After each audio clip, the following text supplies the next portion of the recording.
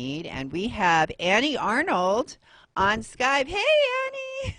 Hey, Elaine, how are you? Good. It's so good to see you. And I got Good my to I see you. got my bottle of Frey organic wine right here. And I wanted to everyone. This is Annie Arnold from the Organic Wine Exchange, and we're going to be talking wine here and how to make this a really special holiday by choosing the right wines to go with different parts of your meal. And Annie is such a great expert. She's been in the wine business for years.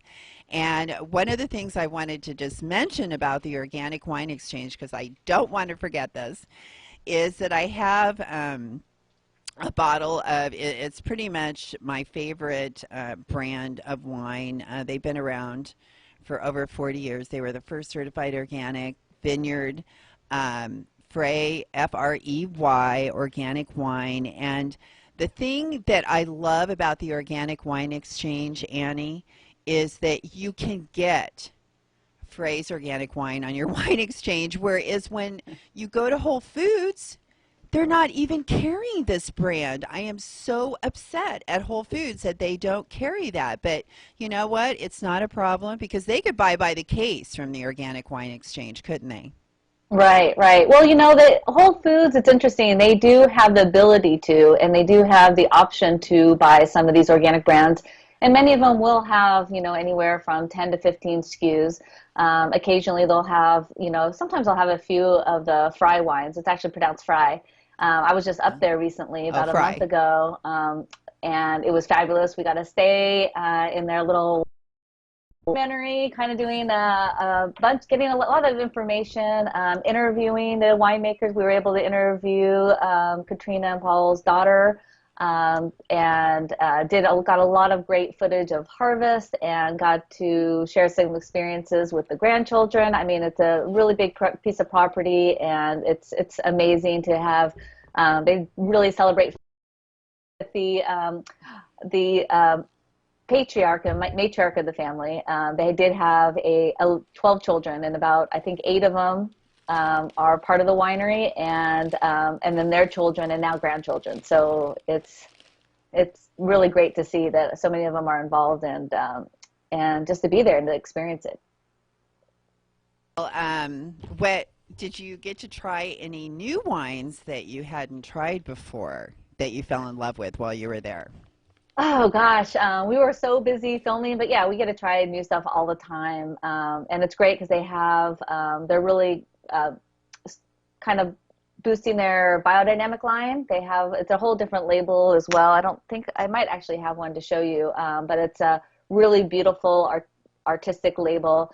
And then they have agriculturalists, which is their white. They have agriculturalists white and red. You may not associate them with Fry because it's not obvious that it's a Fry brand, but that's another wine that you might see around. But for the most part, I mean, it's really hard when you're shopping in grocery stores. Whole Foods would be one you would think would have the most amount of organic. But unfortunately, they only bring in, a handful of SKUs, maybe again like 10, maybe 20, and that really leaves the organic consumer at a loss for getting what they want. So, say they want a Pinot Noir, and the only varietal they bring in from a specific wine is their Cabernet or their Chardonnay. So, what we try to do is when we represent a brand, we represent every single wine that they carry. And it's not up for me to decide which varietal you should choose or what you should like. So again, we have a bunch of different wines from different wineries from around the world that are all certified with organic grapes, and we carry all of their varietals. Well, because I remember one memory that I have back when I was in the produce business was that there was this one kind of cabbage that was native to Italy. And they tried to grow this cabbage all over the United States, and it would never taste the same as that cabbage when the cabbage was grown in this one region of Italy. And they used to fly it into New York City because the chefs love to use it. And I always remembered that because it really told me that when you grow a plant in a certain region of the world, that it can have a very distinct flavor that can't be recreated anywhere else. Right, and they call that terroir. I mean, I wish I can be as good as some of the sommeliers that can really detect the terroir in the wine when they're drinking it. I mean, there are wine experts that can literally taste a glass of wine and know exactly what region, sub-region, Really? aviation. Wow. They could even tell the year, they could tell what soil it was grown in. So that we've lost a lot of that over the years, especially a little bit more New World wines because we are growing in so many different places. Like you said, there's a lot of places that don't necessarily aren't necessarily conducive to growing grapes, but they do anyways, and they try hard. And it is an alcoholic beverage. You can't say it's always the best, but all 50 states do make wine. A lot of people don't know that, but only some states actually succeed in doing them, and that's because there's certain regions, and that's why Napa became so popular because it kind of coincided with a lot of the terroir of France and Bordeaux, and that's Oh, why I Bordeaux see. is very heavily into Cabernet and Merlot and various other Cave Franc and Petit Verdot and different types of varietals that are that make Bordeaux wine are also do very well in Napa. But a lot of other regions are up and coming. The Alexander Valley. Mendocino is really huge in the organic world. Mendocino not only is the largest organic area as far in California, largest organic county. It's also a Hmm. non-GMO county as well. And Sonoma, I just heard passed something about not allowing GMOs to be grown in Yes, Napa I know. too. That was actually passed. They created this huge, it's something like, was it 13,000 square miles, something like that, of non-GMO property. But it's so funny that you mentioned that because I just heard my husband was just telling me today that in Hawaii they defeated a bill that would have allowed them to create an area, a non-GMO area within Hawaii. They said it had to be at a state level. And yet Interesting. in California, we were able to do that. So, Yeah, by county. They're yeah, really, yeah. And so, it's just because step by step. because San We need to Francisco did that as well. I think San Francisco okay. passed something. So, and in Oregon as well. So yeah, I think that that's very. I think people are trying to speak, their feelings, and how and that they don't want these GMOs. That can Exactly. happen. It's the pesticide drift. It's killing off the native bees for their area, and it's like why do we want to expose ourselves to poison? Right. It's like this Yep. is poison, people. This stuff is It seems designed to obvious, right? kill. And it's in the wine. Atrazine is in your wine. Glyphosate, these pesticides in high levels.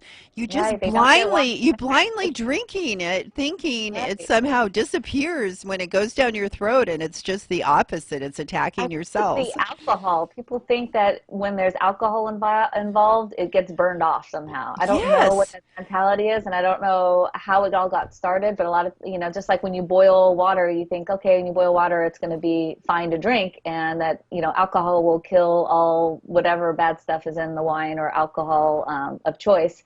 But it's not true. They've done tests. There was a test in France that they did a couple years ago. And they pulled like 300 wines. It wasn't a huge survey, but it was 300 wines off the shelf randomly, and 90% of them came back with pesticide residual. Now, some Not of them were 90%, 90. 90%, nine Almost, zero, that's and almost 100, everyone. So the chances of you having pesticide in your wine, obviously, is 9 out of 10 times it's going to have pesticide in it. Now we have like 6 minutes left, and I want to get to the pairing.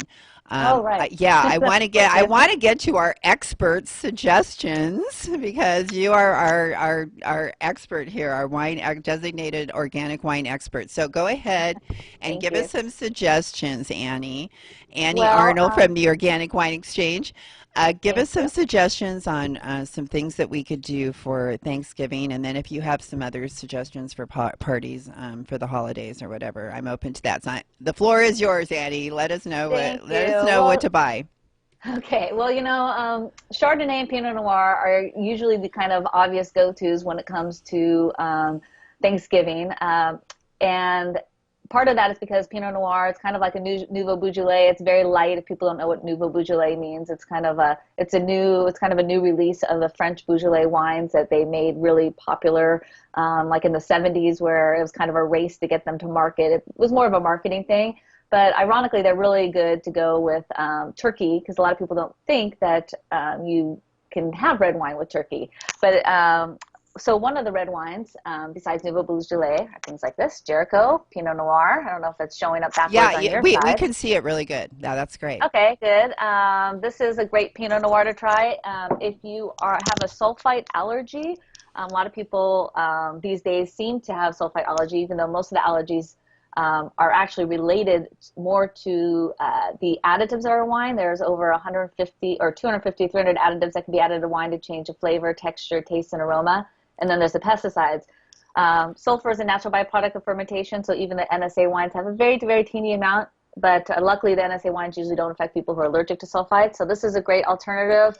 Badger Mountain Pinot Noir, it says NSA. Badger so those Mountain? Are great. Okay. Yeah, and then Fry makes a great Pinot Noir as well. And then they have the biodynamic choice, because I actually posted on the Facebook for the biodynamic group, because I knew you were coming on and they would be interested. Go ahead. Right. And so biodynamic, if you're ever looking for biodynamic, it's that symbol right there.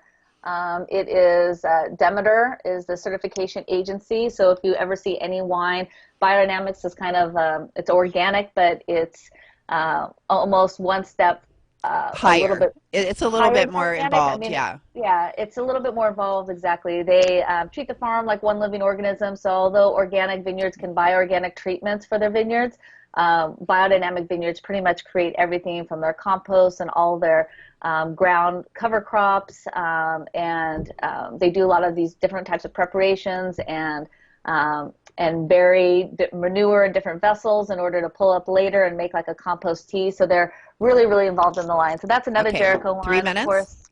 We got 3 minutes. Okay. Soleil is a great Chardonnay as well. So those are our Chardonnays and Pinots. But a lot of people don't realize that you can have really fun wines. This is a French Pinot Blanc from Alsace. Wait, what's the name of that one?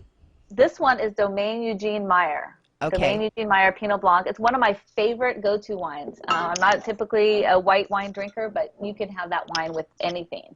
Gavi, which is also is an Italian white wine. That's a great white wine for the holidays. And then we have a couple Pinot Grigios.